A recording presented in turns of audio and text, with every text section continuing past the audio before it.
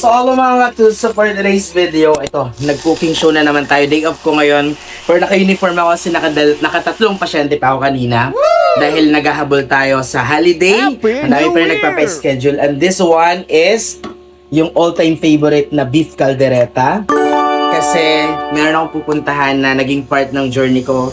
Kung kaya't naging dentista ako. So, badalan ko sila ng caldereta, yung aking one of my recipe na talagang gustong-gusto nila. At the same time, nagdagdag ako ng carbonara, creamy carbonara na ham and bacon.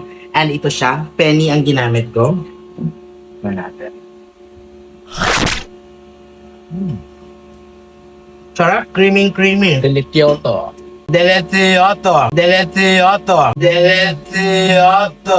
Ayan. Mga katuts, ayan. So, time check, it's already 6 p.m. And congratulations pala sa mga naparaffle na natin, yung mga nabunot natin at nabigyan natin ng it's either blue bells and yellow bells. At yung makakatanggap ng ating free postizo pasta bunot and linis. At the same time, kahapon, masaya ako kasi ang dami po ang nakisali sa ating pa-games and pa-raffle.